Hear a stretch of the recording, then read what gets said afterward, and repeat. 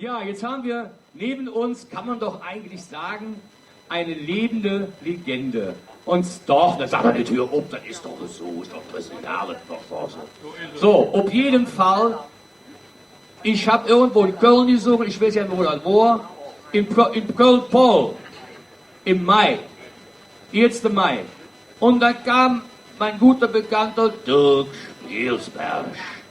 Und der erste Satz vom Dirk Spielsberg ist immer, nee, sie haben mich wieder gesperrt. Ne? Und auf jeden Fall hätte er gesagt, da hinge steht mein Freund Peter Radatz. Na, nicht gewusst, den Namen kennst du, aber man kennt ihn mehr unter dem Mann mit dem Hötchen. So, und jetzt nochmal, bevor wir das Interview oder den Talk machen, einen herzlichen Beifall für Peter Radatz, der Mann mit dem Hötchen.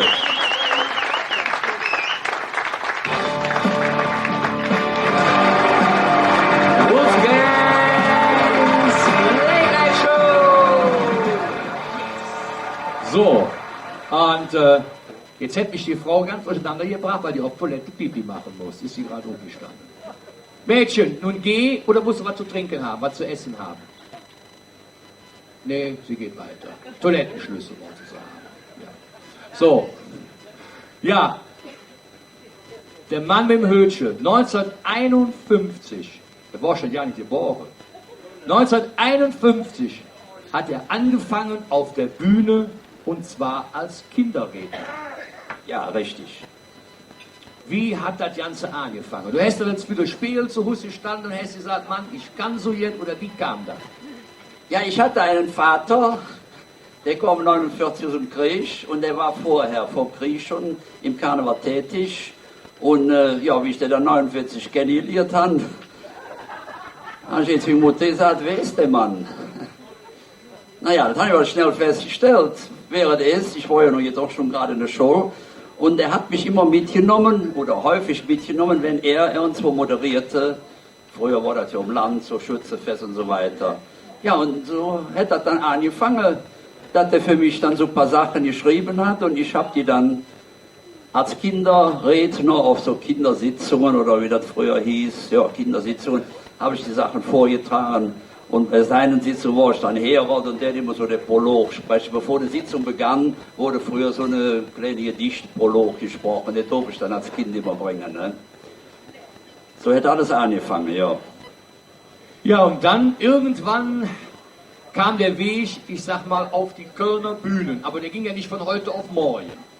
Nein, ich bin dann, wie gesagt, nachher mit ihm zusammen aufgetreten als Vater und Sohn im Zwiegespräch. Wer kannte das noch, Vater und Sohn?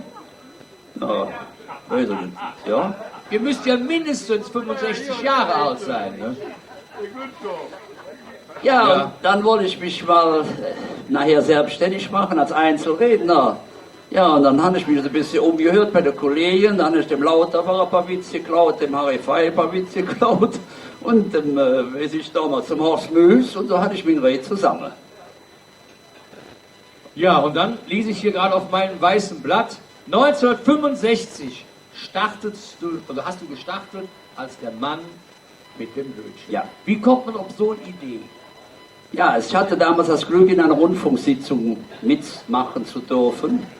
Und früher musste jeder Redner eine Type haben. Du konntest nicht sagen, und jetzt wird Peter Radatz Junior oder Paul Müller, ne? Sondern du musstest eine Type haben. Und ich hatte noch keine Type, ne? Weil ich immer so als Peter Radatz Junior noch aufgetreten bin.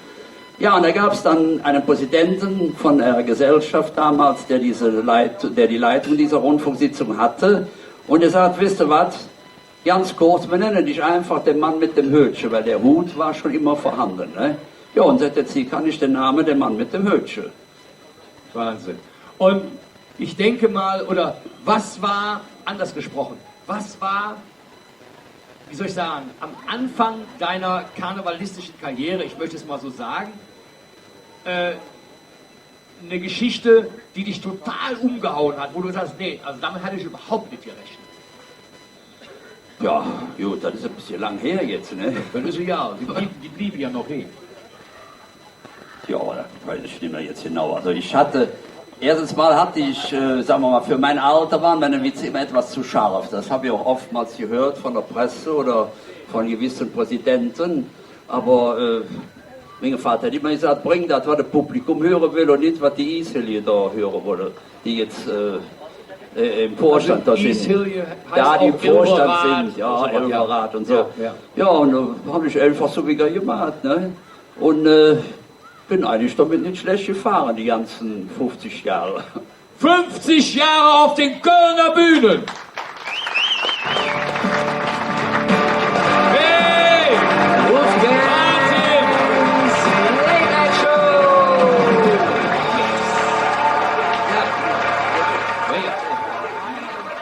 Ja, lieber Wolf, ich bin nun auch jetzt langsam im Alter angekommen, wo Suchen mehr Spaß macht, wie es Finden. Aber schön ist natürlich, dass man im Alter ruhiger wird. Ne? Man regt sich nicht mehr über den Montag auf, man findet die ganze Woche scheiße. Man wird im Alter auch toleranter. Ne? Wenn ich früher nach Hause kam, bei meiner Frau saß und ein fremder Mann ums Sofa, hätte ich den am liebsten erschossen. Heute komme ich so erschossen nach Hause, dass ich froh bin, wenn er noch da ist. Als mich neulich mal jemand fragte, wie es mir geht, ja, sag ich, Junge, wie soll es mir gehen? Jetzt, wo ich nicht mehr kochen kann, laden sie mich alle zum Essen in. Und das ist ein Typ, kann ich euch sagen. Hat er mir erzählt, ihm sei neulich eine Fee erschienen und die hätte ihm einen Wunsch gewährt. Er hatte die Wahl zwischen einem super Gedächtnis und einem 30 cm langen Penis. Und sag ich, für was hast du dich entschieden? Sie hat gar nicht vergessen. Aber auch gegen die Vergesslichkeit kann man im Alter etwas tun, meine Damen und Herren. Mein 80-jähriger Nachbar sagte mir neulich, dass er mit seiner Frau in Köln in einem schönen Lokal essen war. Oh, sagt er, das ist aber interessant, wie heißt das Lokal? Sagte, weiß ich nicht mehr, habe ich vergessen. Sagt, aber ich brauche mal immer so eine Eselsbrücke. Wie heißt denn die Blume mit dem langen Stiel und den Dornen? Ich sage, Rose. Nee, sagte, kleiner. Ich sage, Röschen. Genau, sagte. Dreht sich zu seiner Frau und sagt, Röschen, wie hieß das Lokal, wo wir neulich so lecker gegessen haben? Ja, unsere Eltern haben doch immer gesagt früher, du musst essen, damit du groß und stark wirst, ne? Unsere Mütter, die haben gesagt, wenn du den Teller nicht auf isst, dann gibt's kein schönes Wetter. Und was haben wir jetzt davon? Dicke Kinder und Klimaerwärmung. Nee, was sind denn nur für Zeiten geworden, ne? Und alle Kinder wollen sie heute studieren, ne? Ich kenne eine Familie, die hat 4 Söhne. Der erste studiert Jura, der zweite Medizin, der dritte Volkswirtschaft. Nur der vierte, der ist arbeitslos, der ernährt die ganze Gesellschaft.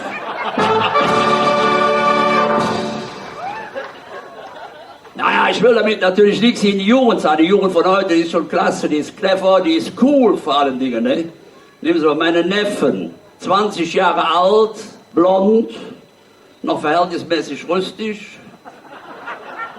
Neulich beim Sex im Park sagte zu seiner Freundin, boah, so intensiv habe ich noch nie erlebt. Mir läuft der eiskalte Rücken runter. Sagt sie, kein Wunder, dem Spanner hinter dir tropft rot Eis aus der Waffe.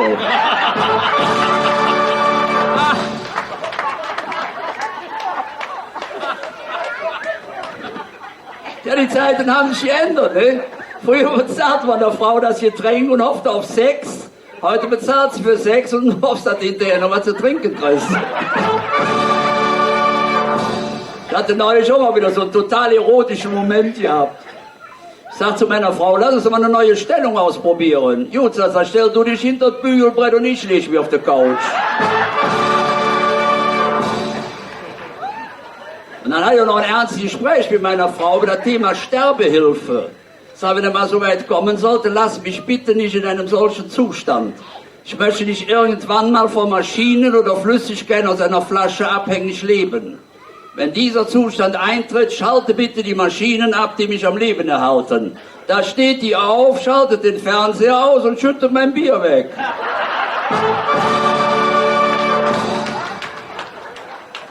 Ja, und dann sagt sie noch zu mir, wir müssen sparen. Gib nicht mehr so viel Geld für das Bier aus. Am anderen Tag erwies sie mit Kosmetikkram für 300 €. Ach, sag ich, dann nennst du sparen?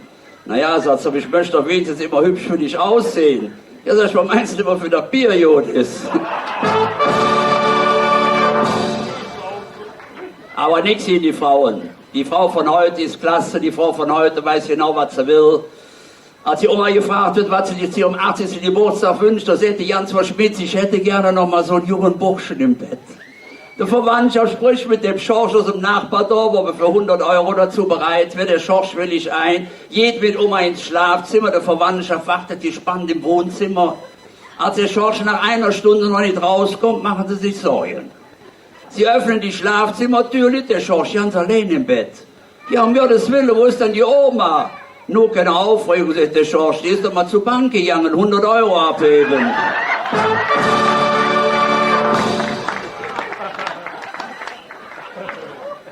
Ja, wisst ihr, als Rentner hat man ja auch immer was zu tun, man ist vor allen Dingen viel beim Arzt. Ne? Als ich neulich zum Arzt... Hallo, Sie stören meine Nummer hier. Als ich neulich zum Arzt komme, da treffen wir natürlich einen alten Freund von früher. Mensch, sagst du, sieht aber ja nicht gut aus. Hier ist der Virus, ich komme gerade vom Arzt, der hat bei mir was jetzt kommt, ich bin ziemlich groß geworden. Tete!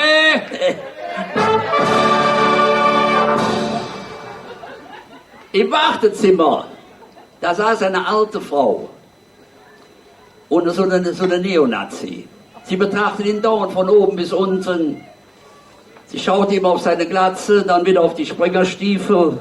Nach einer Weile spricht sie ihn an und sagt, sie armer Kerl, erst die Chemo und jetzt auch noch orthopädische Schuhe.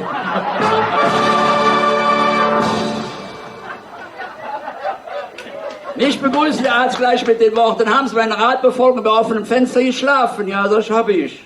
Und Sette, ist das Asthma verschwunden? Nee, sag ich, aber mein Fernseher, mein Laptop und mein Handy.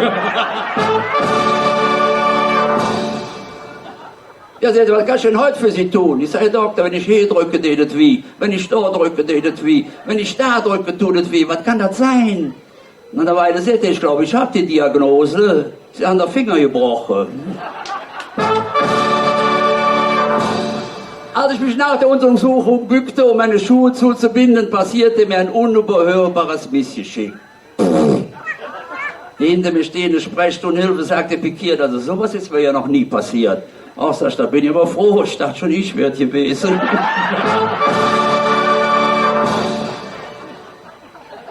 You know? Ja. Da war ich auch noch eine schöne. Ja. Ja gut, es ist ja so, die Zeit hat sich so geändert, vor kurzem rief ich meine Bank an, ich hätte mein Konto um 5.000 Euro überzogen. Ich sage, unmöglich, so viel Geld habe ich ja nicht. Aber Banken kann man nicht vertrauen, das sind Abzocker. Wenn sie ihr Geld zur Bank bringen, ist es dasselbe, als wenn sie ihren Hund beim China-Imbiss in Pflege geben.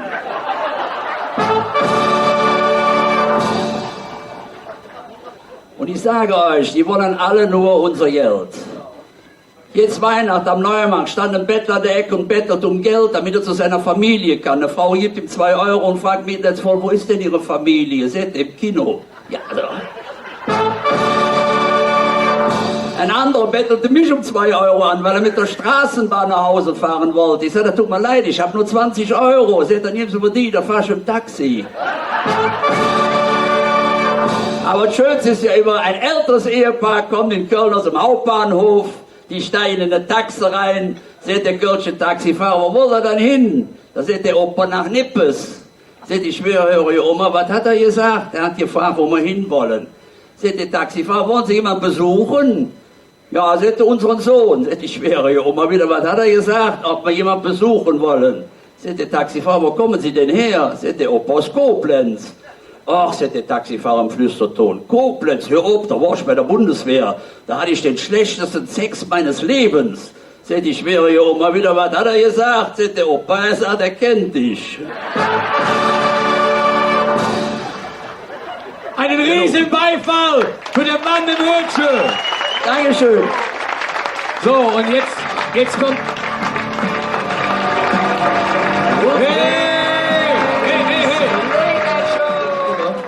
So, und jetzt haben wir ja einen Neuzugang, einen neuen, ja, den kennen wir noch ja nicht.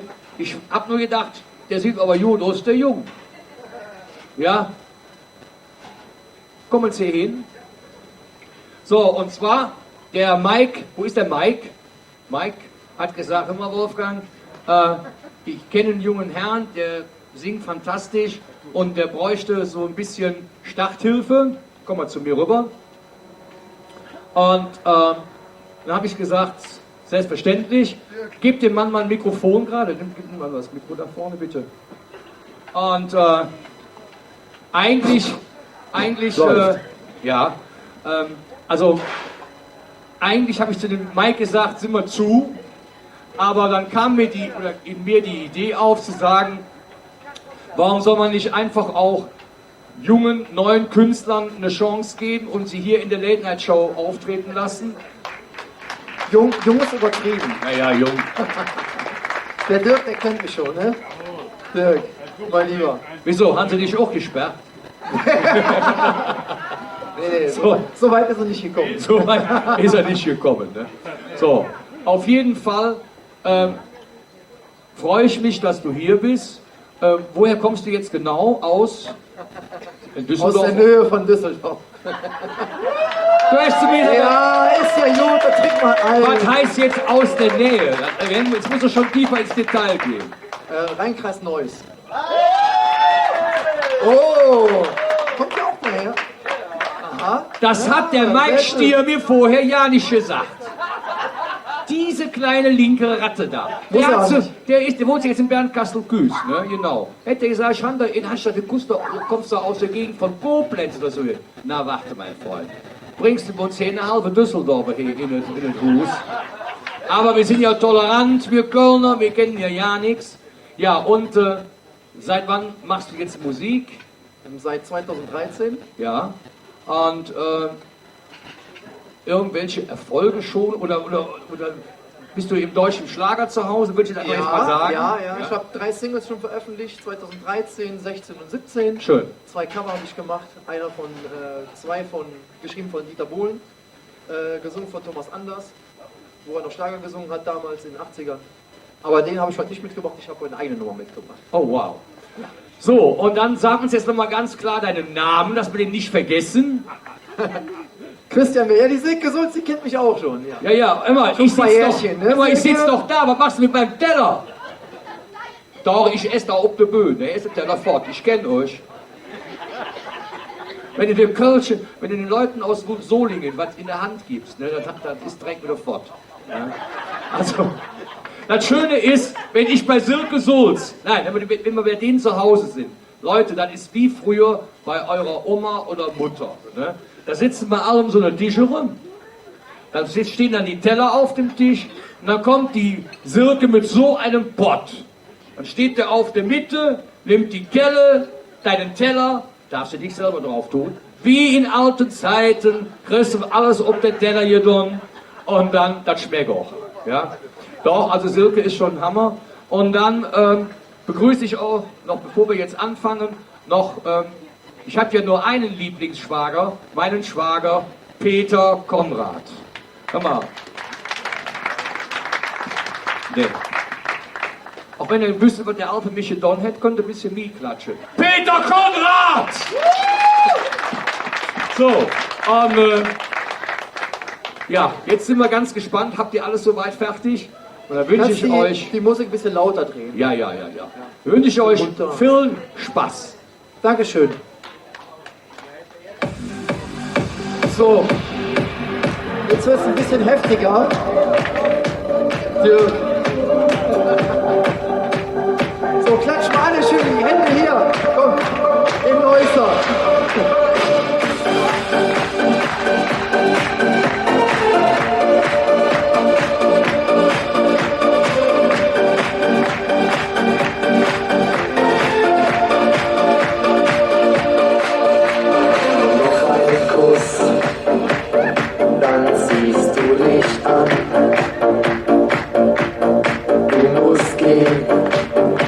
Er wartet schon auf dich. Sag es komm, vertrau mir. Glaub an diesen Traum hier. Gib mir etwas Zeit, verlang jetzt nicht zu viel. Irgendwann vielleicht, irgendwann wer weiß, ist die Sehnsucht stärker als du selber bist.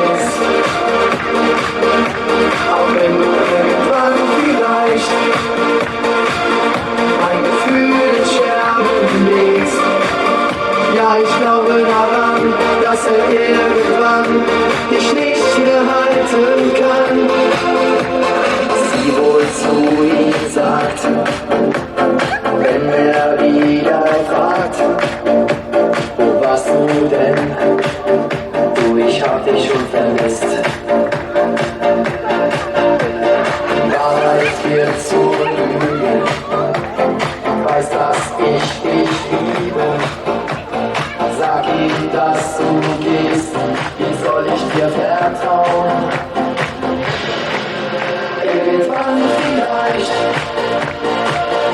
irgendwann, wer weiß, ist die Sehnsucht stärker als du selber bist. Auch wenn du irgendwann vielleicht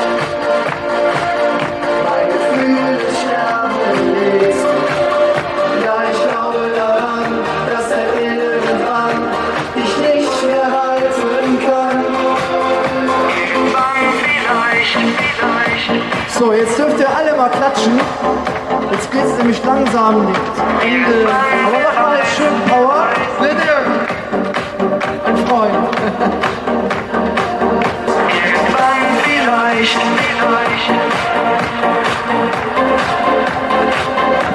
So, auf die letzte Reihe da hinten.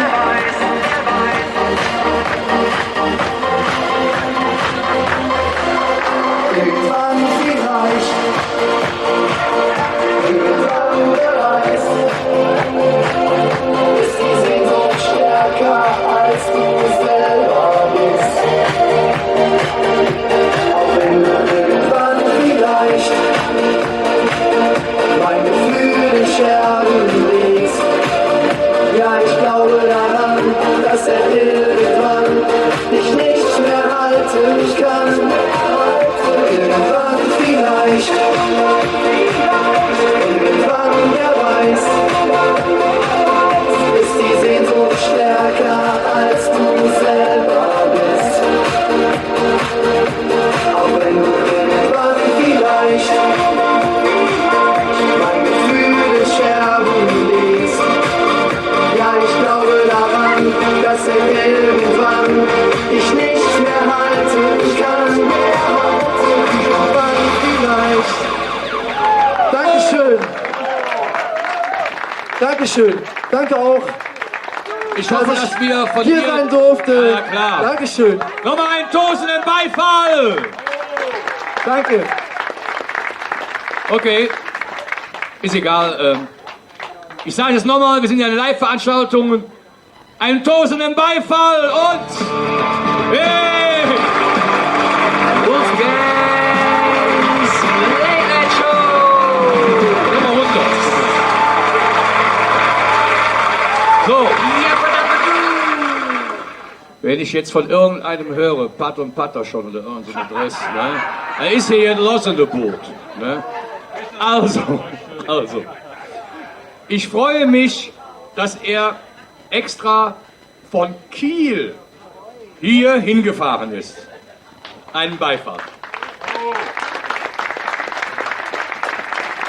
Und er hat gesagt, ich heiße Asterix. Ich Idiot habe immer bei mir eingegeben Asterix. Machen wahrscheinlich die meisten, oder? Ich werde Asterix geschrieben. Asterix. Ich heiße aber Asterix. Wie heißt der andere, der dicke dort? Der Obelix. Bin ich jetzt der Obelix? Ja, da lachen sie wieder alle, ne? Ja, ist mir schon klar. Ja, auf jeden Fall haben wir uns, wo haben wir uns eigentlich kennengelernt? In Hamburg haben wir uns kennengelernt. Ist das richtig? Nee. Wir sind von Hamburg zu dir nach Kiel gefahren in die Erbse. So war das. Wir haben uns, glaube ich,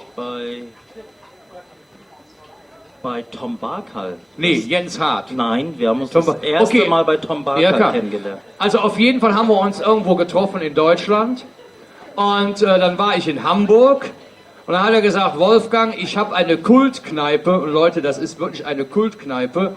Und zwar die Erbse in Kiel.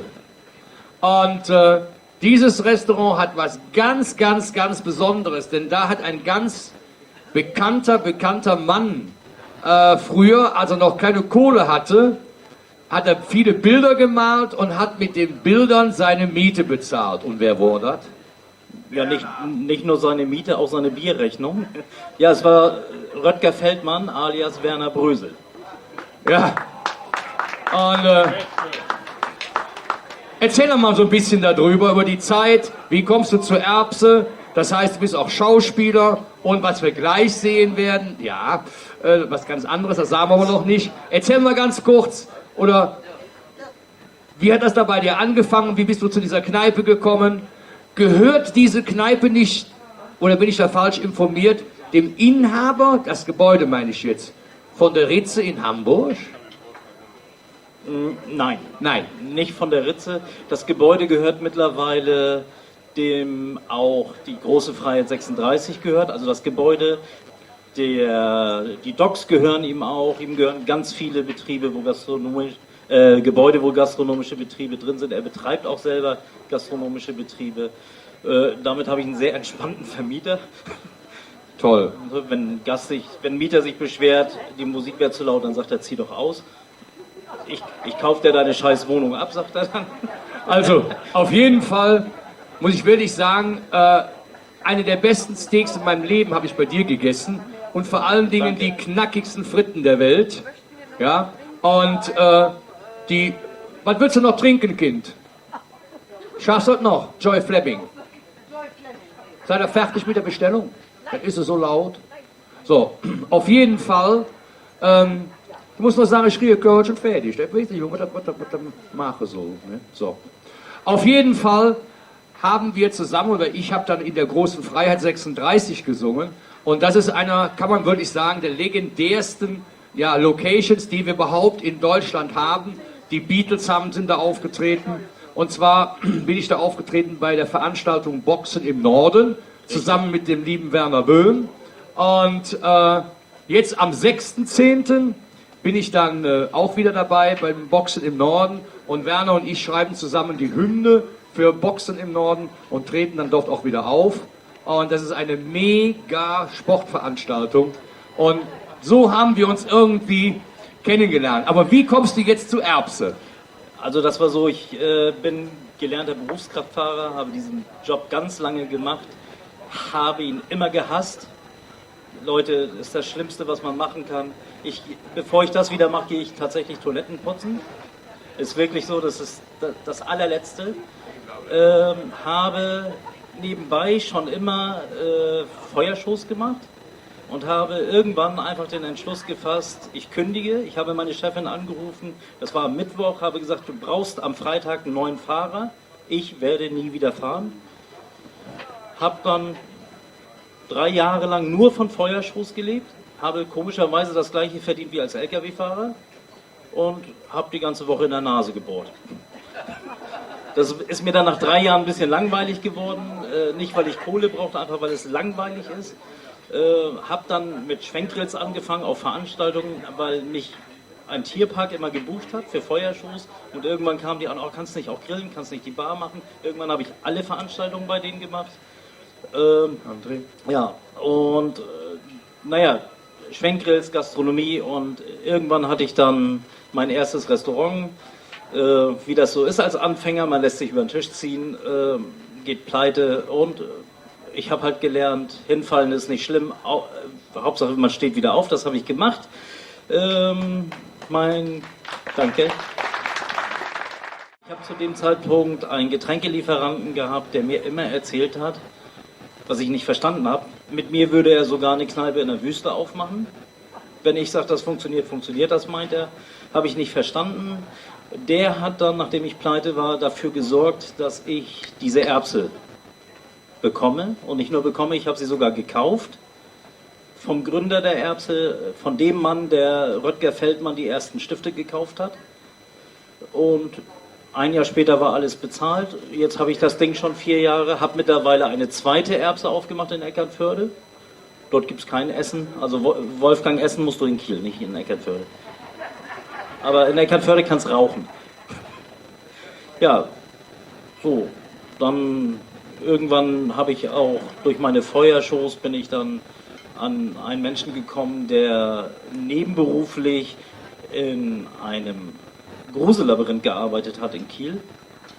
Die Frau hat mich kennengelernt, sagt, du bist total bescheuert. Ich rufe mal kurz meinen Chef an. So, ich sage, hey, was will die? Und dann sagt sie zu mir, Freitag sollst du zum Casting kommen. Ich sage, wie zum Casting? Ja, du sollst da eine Rolle spielen. So bin ich da hingefahren. Ich sollte einen französischen Portier spielen. Das ist natürlich voll nach hinten losgegangen, weil ich kann überhaupt kein Französisch.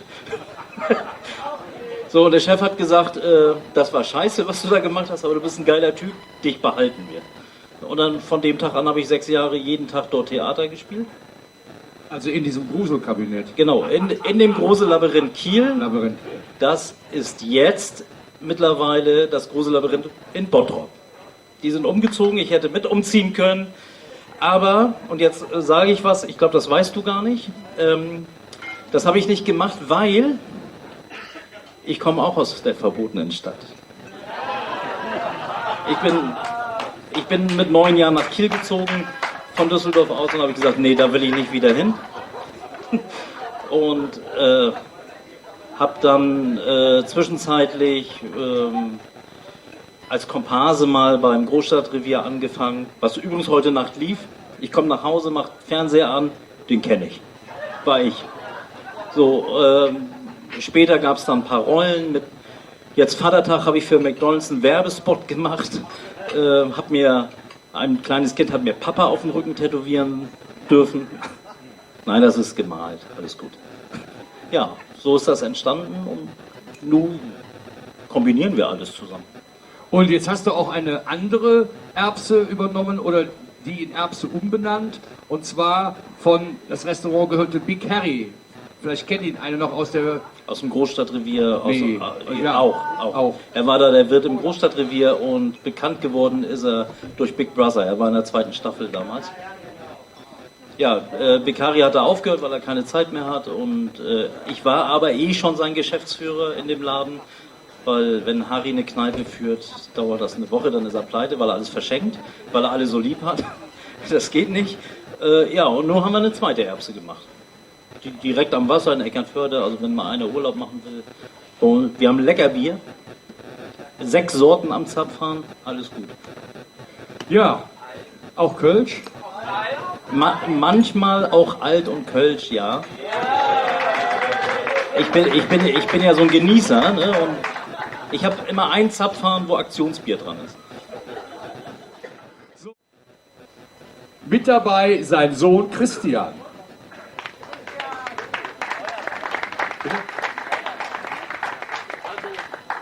Christian ist ausgebildeter Feuerwehrmann, denn der muss immer dabei sein.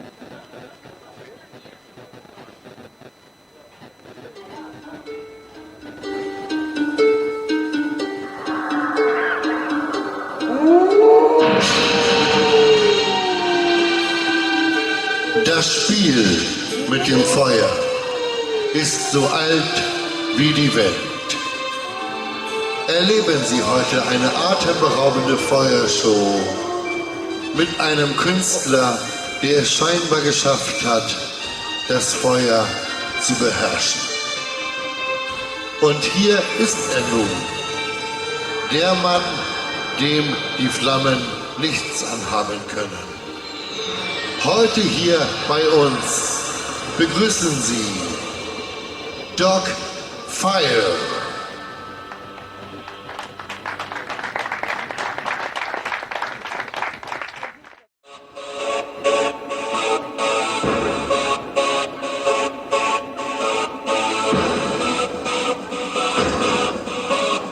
In nomine Patris et Filii et Spiritus Sancti.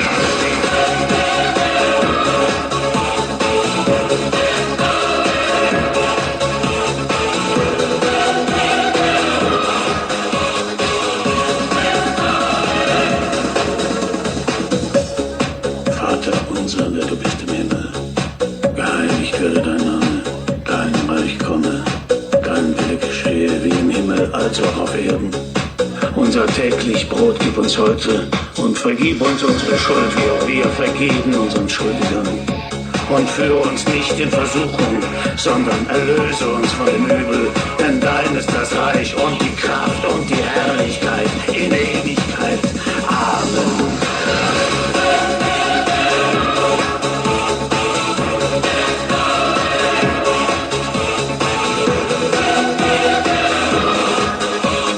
In nomine Patris et Filii et Spiritus Sancti.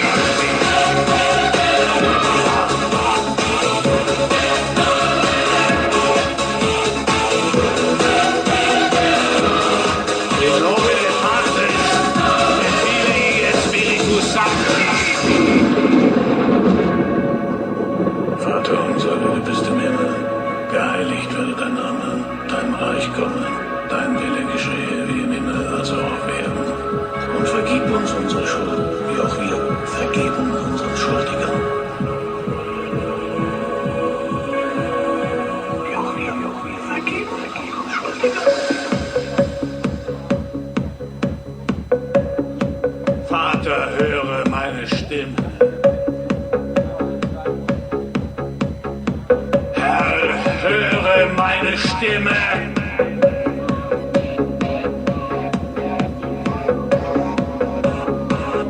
Lasset uns beten.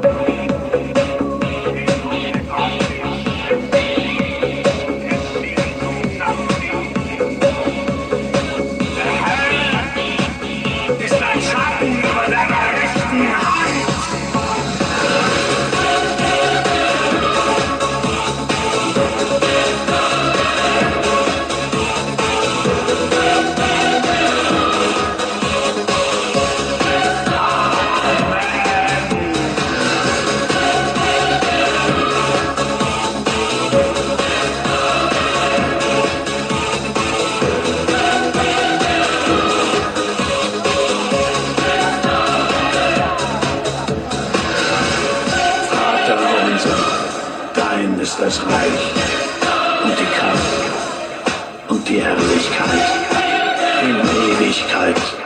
Amen.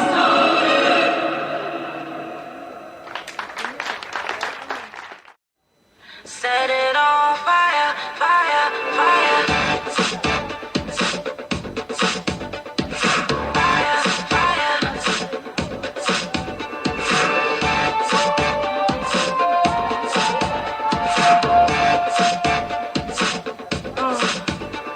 Yeah, EVE ain't you glad I came? They can say a lot of things I ain't never faced. Still trying to catch up, chasing me for days. I be in the fast lane, you be out the way. What I do is serious, short and no play. Still got connects to break jaws with no play. Breaking news, take breaking laws is okay. Talking shit'll only get you blown away. So take my advice, stay fair.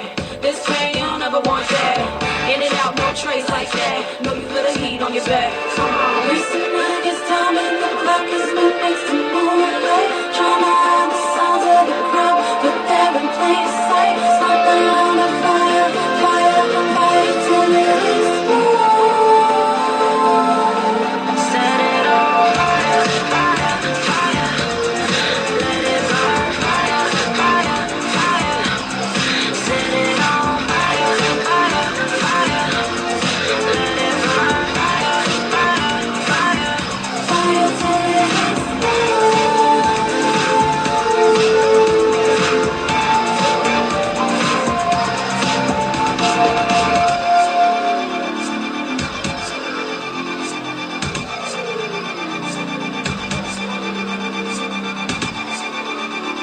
Yeah. Come on. Yeah. Hey yo, hip hop dead and I'm reviving. Contagious flow called poison ivy. Everybody doing it, Jersey to tight tee. Following the trends, they ain't never excite me. Always a leader and the rest to follow. Sharp as a claw, but real as a bottle. Big dogs small, but few were chosen. You know it's real if Eve is spoken. It all gets crazy when the lights blow out. You better be prepared for a different route. The heat keeps coming, you better start running. The way that they aiming that thing, you can't stop 'em. It all gets crazy when the lights go out. You better be prepared for a different route. The heat keeps coming, you better start running. The way that they aiming that thing, you can't stop 'em. Listen when it's time and the clock is moving next to moonlight. Trying to hide the sounds of the crowd, but they're in plain sight.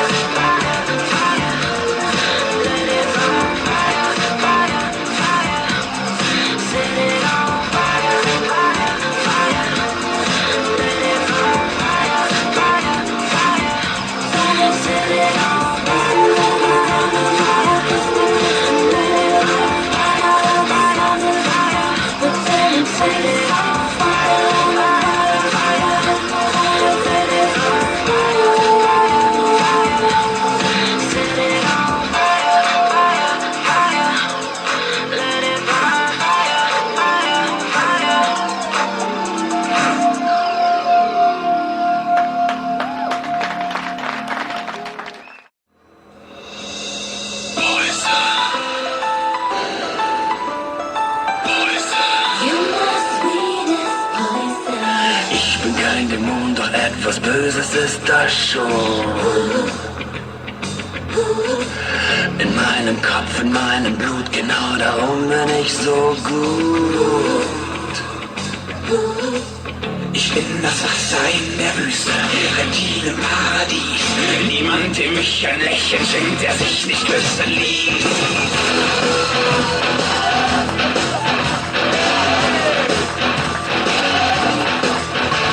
Die Augen sind geschlossen, ich ziele nach Gefühl.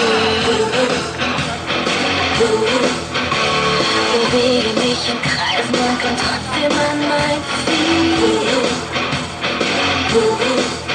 Ich bin Nitroglycerin, lösche Feuer mit Benzin.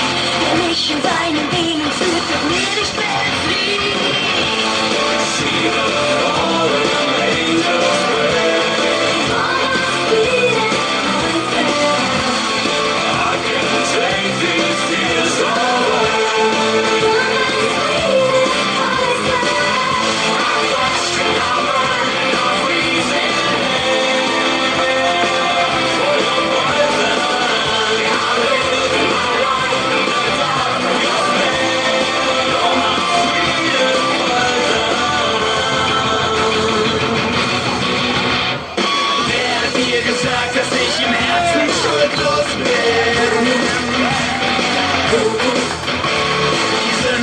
Im Schlaf mit dir wacht das Kind.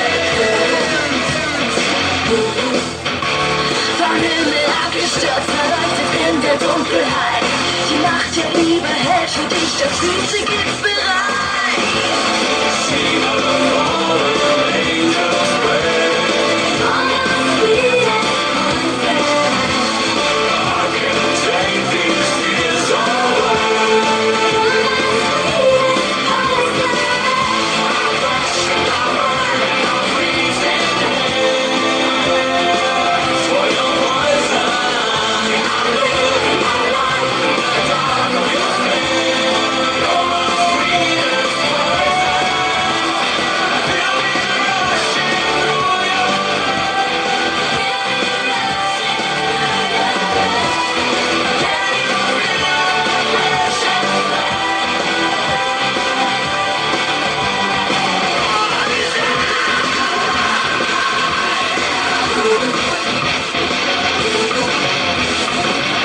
Willst du die Engel fallen sehen, bis sie in Tränen vor dir stehen? Sweetest poison.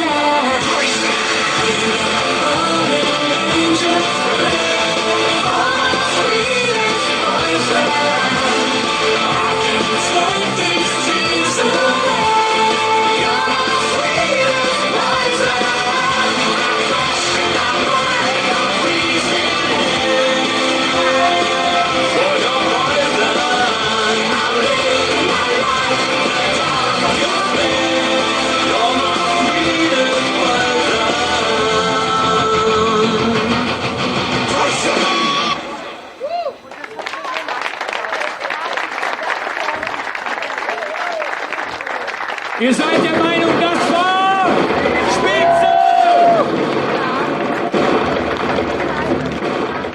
Wir müssen jetzt ein bisschen schnell machen. Tust du jetzt noch was? André, mach mal den nächsten Song. Ich bin hier, vor dir. Rechts, hier. Da bin ich. Ja. Und, nee, den nächsten. Und schöne Effekte rein. Den nächsten, sagte ich. Dann mach das doch auch. Ja, ist für einen alleine ist das hier wahnsinnig viel Arbeit. Er macht es gut. Tosen im Beifall.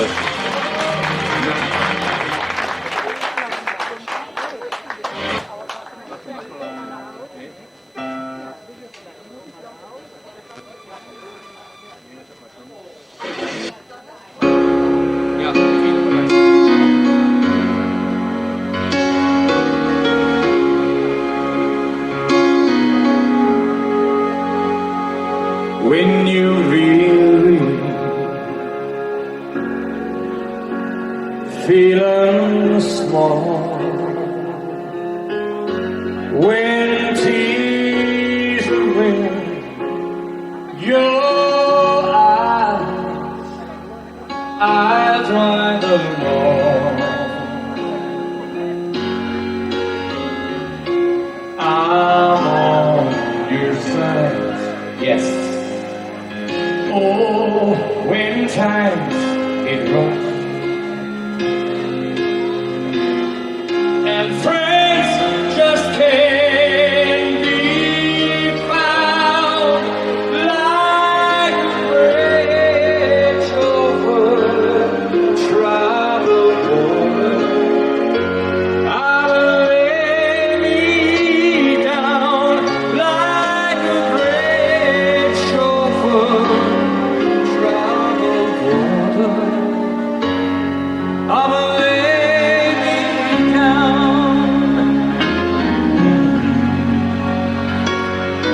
Oh yeah.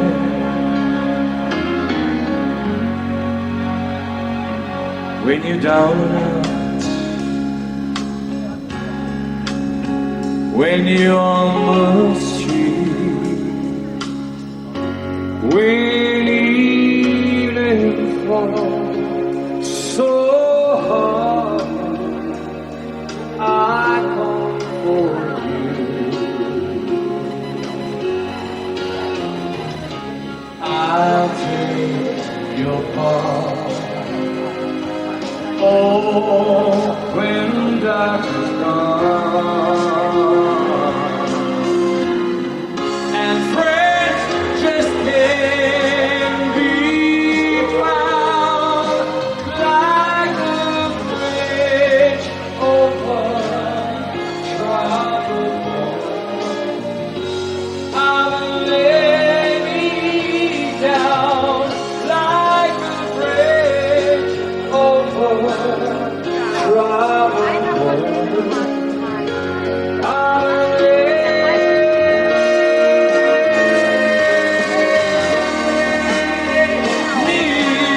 lay me down.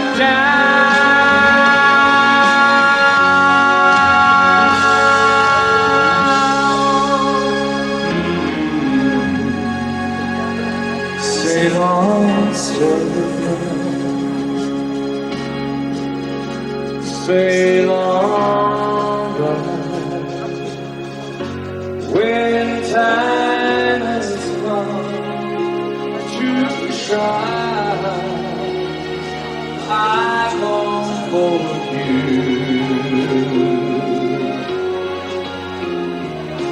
I'll take your part. Oh, when darkness comes and friends just can't be found, like a bridge over troubled water, I will lay me down like a bridge over troubled water. I will lay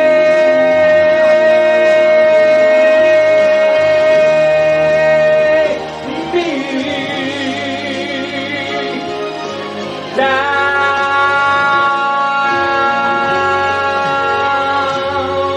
Oh yeah.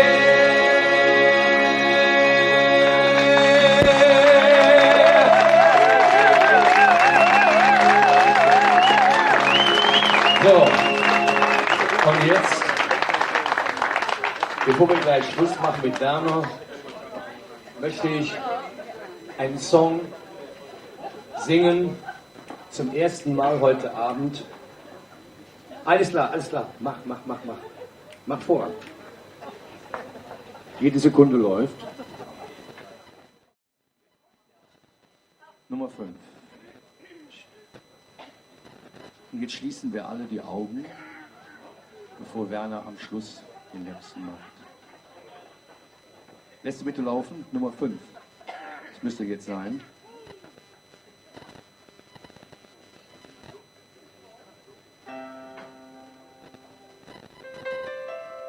Jetzt möchte ich, dass wir alle unsere Augen schließen.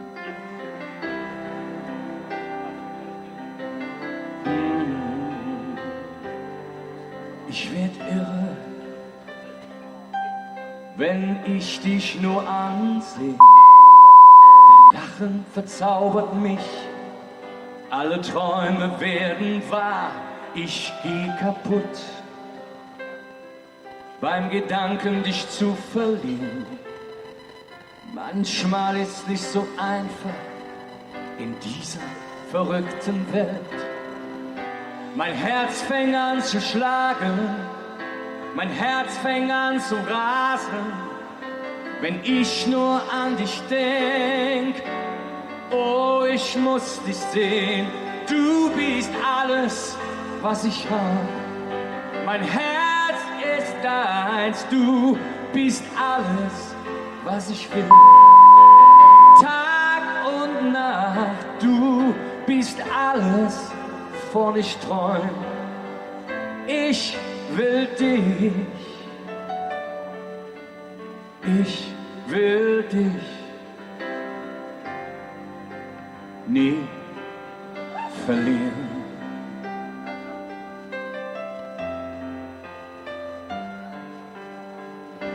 Ich danke Gott, der ein Wunder geschehen ließ, denn du bist da und das heißt nie mehr Einsamkeit. Ich spür's genau, denn du bist die Frau, ein Leben nur mit dir. Du bist alles, was ich hab. Mein Herz fängt an zu schlagen, mein Herz fängt an zu rasen, wenn ich nur an dich denk. Oh, ich muss dich sehen, du bist alles, was ich hab. Mein Herz ist deins, du bist alles, was ich will. Tag und Nacht, du bist alles, wovon ich träum. Ich will dich, ich will dich nie verlieren.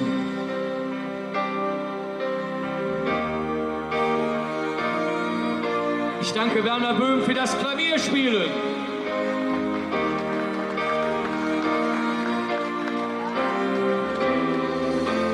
Du bist alles, was ich habe. Mein Herz ist deins. Du bist alles, was ich will. Tag und Nacht. Du bist alles, wovon ich träume. Ich will dich nie verlieren.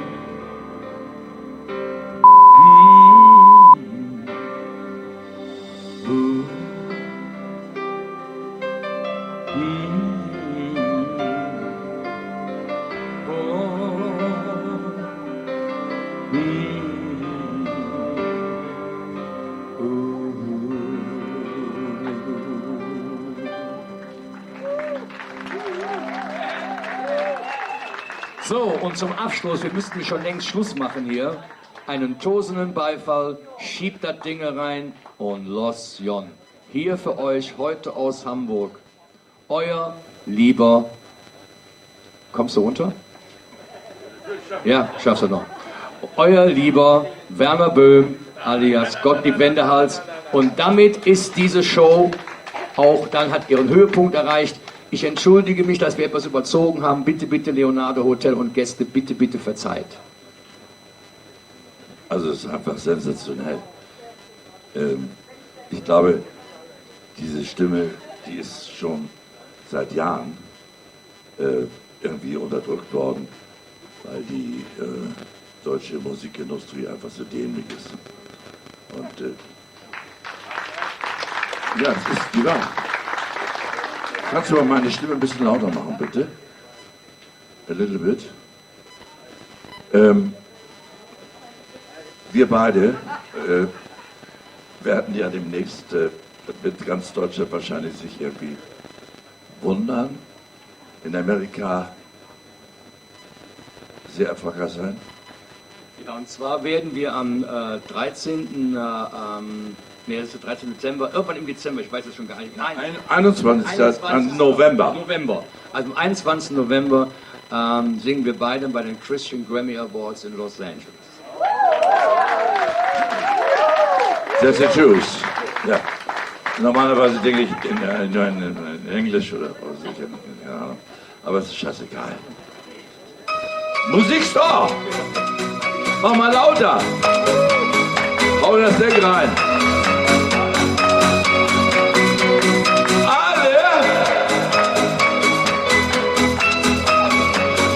Wir sind alle, wir sind alle, wir sind alle noch am Leben. Der Spiegel lacht, wenn er mich sieht. Was hast du dir da weggeschminkt? Ein graues Haar tut doch nicht weh. Es sagt dir nur, dass du noch lebst. Mach mal ein bisschen lauter, komm. Wir sind alle, wir sind alle,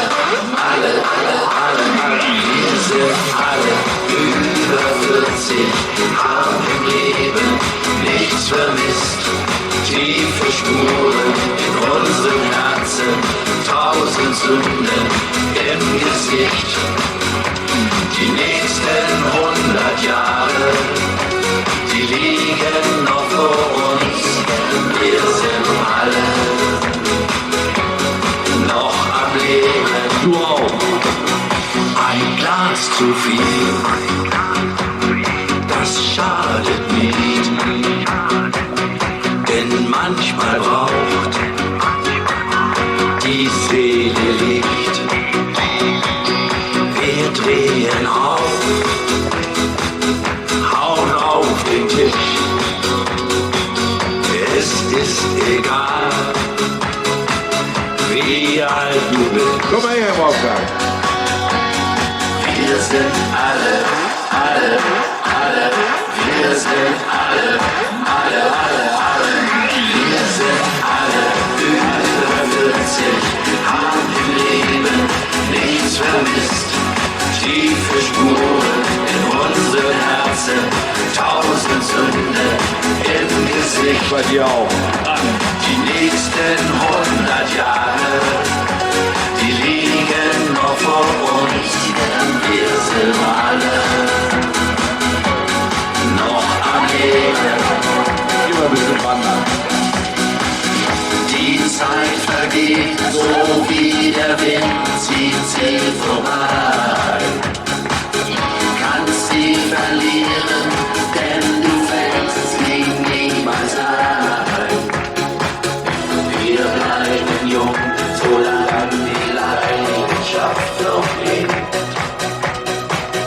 Solange in uns sich noch was sehnt. Und alle gemeinsam? Wir sind alle,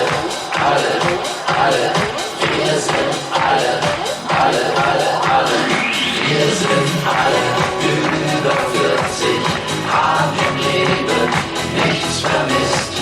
Tiefe Spuren in unseren Herzen, 1000 Sünden im Gesicht. Bei dir auch.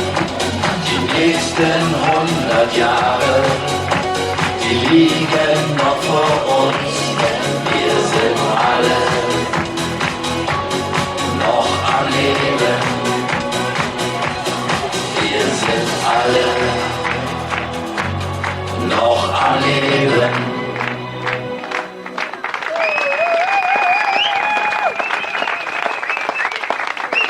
Lust aus. Zack. Polonaise, Plaginese.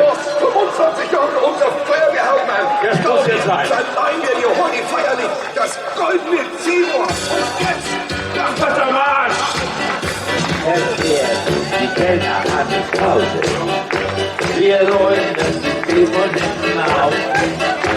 Die Post geht ab mit 80.000. Der Bier ist so, was sagen wir.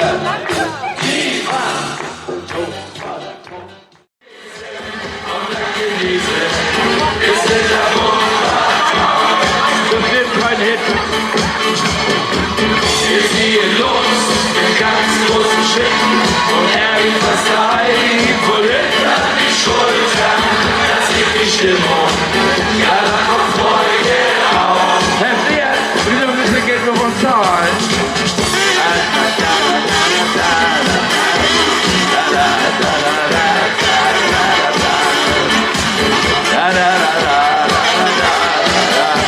Ich liebe euch!